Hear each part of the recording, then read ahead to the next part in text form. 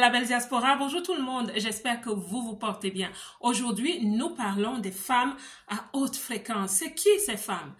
Une femme à haute fréquence, c'est une femme qui devient inspirante, motivante.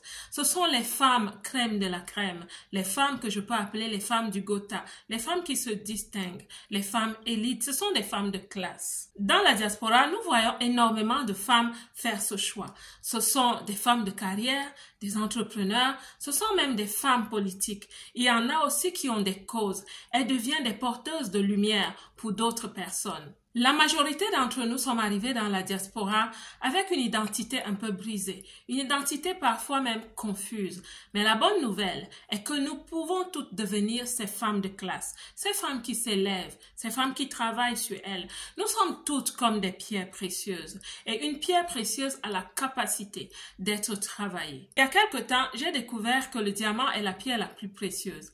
Mais à côté du diamant, j'ai aussi découvert que le rubis est la plus chère en valeur monétaire. Je ne comprends pas bien ce contraste, qu'à cela ne tienne, nous sommes toutes comme des pierres précieuses. Et chaque pierre précieuse vaut son pesant d'or, si je peux le dire ainsi. Tu es peut-être un rubis, un diamant, tu es peut-être de l'émeraude, tu es même peut-être une perle. Toutes les pierres sont d'abord rudimentaires. Quand on les trouve dans une mine, elles sont même sales, je peux le dire.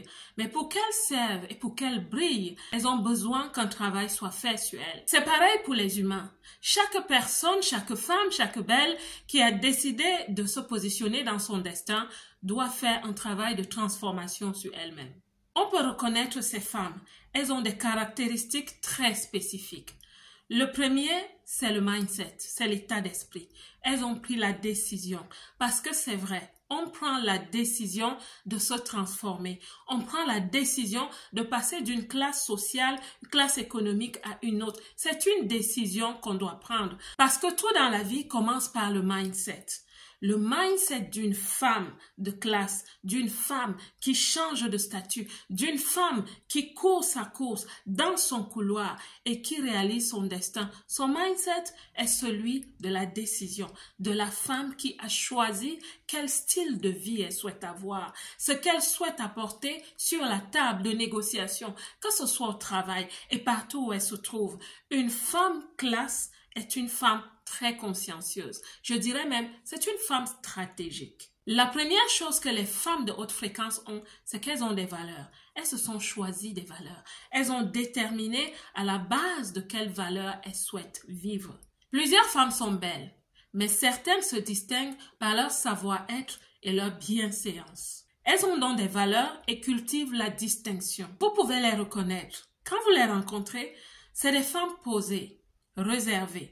Elles se distinguent avec leur façon de parler, leur manière. Elles ne font pas un genre, elles ont leur genre. Elles sont ainsi de l'intérieur à l'extérieur. Vous pouvez le voir. Ça transparaît même dans leur façon de s'habiller, dans leur façon d'être.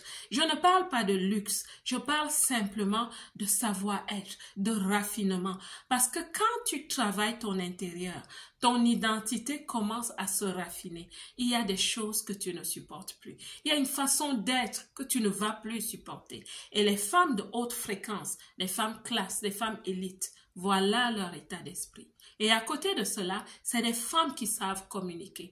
Elles choisissent de communiquer avec politesse, avec sagesse. Les mots qui sortent de leur bouche sortent de l'abondance de leur cœur. C'est pour ça que je vous parle de travailler d'abord l'intérieur. Parce que c'est de l'abondance de ton cœur que ta bouche va parler. Et ces femmes se distinguent à leur prise de parole. Et mon souhait, mes belles, c'est que nous devenions tous ces femmes de haute fréquence, ces femmes de valeur, ces femmes de grandeur. La deuxième chose que ces femmes ont, c'est qu'elles ont une vision ferme. Elles savent où elles vont. Elles ont décidé d'activer leur destinée. Elles ne vivent plus au hasard. Et chacun de leurs actes dans la vie les conduit vers ce destin. La troisième chose que ces femmes ont, c'est qu'elles choisissent leur combat dans la vie. Imaginez un peu une personne qui sort le matin pour aller au marché. Et chemin faisant, elle rencontre une autre femme qui la provoque. Et subitement, elle s'arrête pour suivre celle-là. Elles se mettent dans des querelles. Et comme celle qui a provoqué n'allait nulle part ce matin-là, elle court vers une sortie. Et celle qui allait au marché, qui avait un but, qui avait un destin ce matin, se met à suivre l'autre dans la sortie. Elle court vers cet endroit parce qu'elle souhaite lui régler ses comptes. Que penserez-vous de cette femme? Et dans cette situation, qui perd le plus? Celui qui perd le plus est celui qui était déjà sur le chemin de sa grandeur, qui allait quelque part dans sa vie et qui s'est arrêté pour s'occuper de la distraction.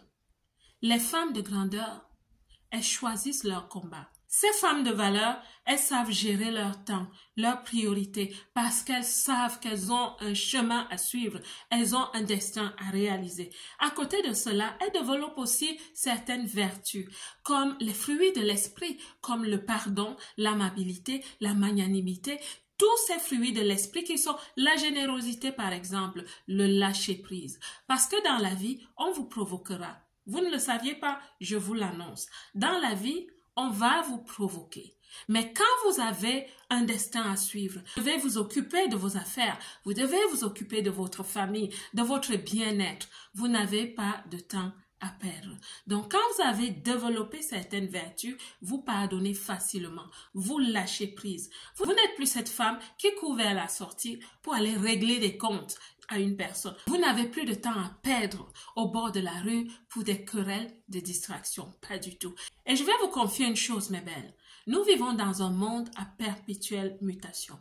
Nous ne savons pas ce qui est en train de se gérer en ce moment dans les grands bureaux de ce monde. Vous ne savez pas les décisions qui sont prises pour demain, pour notre lendemain. Nous ne savons pas. Donc, mes belles, maximisez sur votre temps. Ne perdez plus de temps à courir après des choses inutiles. Soyez ces femmes de valeur qui regardent devant, qui ont une vision à réaliser et qui réalisent vraiment cette vision. Et la quatrième chose que font ces femmes de valeur, c'est qu'elles ont découvert un don. Elles ont un savoir-faire parce que leur don, elles le transforment en talent. Leur talent devient une compétence. La compétence devient une expertise. C'est des femmes qui sont occupées à créer quelque chose. Une activité qui donne un sens à la vie. Elles trouvent une opportunité, elles la développent. Et quand elles gagnent bien, elles cherchent une autre opportunité. Elles vont de gloire en gloire. C'est pour ça que vous verrez certaines femmes se déployer dans la vie et vous vous demandez comment fait-elle? Ce sont des femmes stratégiques. Ce sont des femmes qui ont pris la décision de se placer à un certain niveau dans la vie. Parce que la vie est une croissance. On ne peut pas grandir physiquement et développer le nanisme dans la réalisation de sa vie. Et dans la diaspora, énormément de femmes l'ont compris. Qu'elles ne souhaitent pas être à 70, 80 ans, assises quelque part, que ce soit en Afrique ou en Europe ou partout dans le monde, à se dire, mon Dieu, j'ai eu 2024.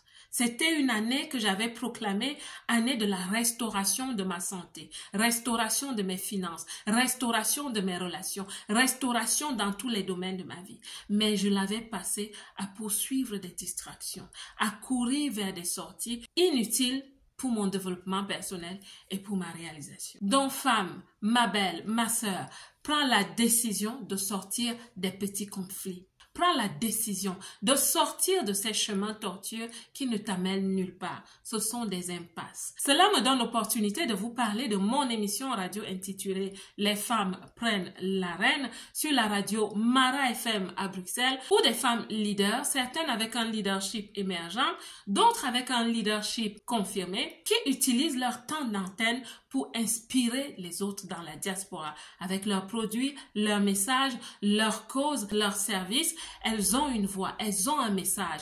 Et vous savez, notre leadership dans la diaspora n'est pas vraiment mis en lumière. Avec cette émission, nous les aidons à passer leur message et nous les mettons en lumière.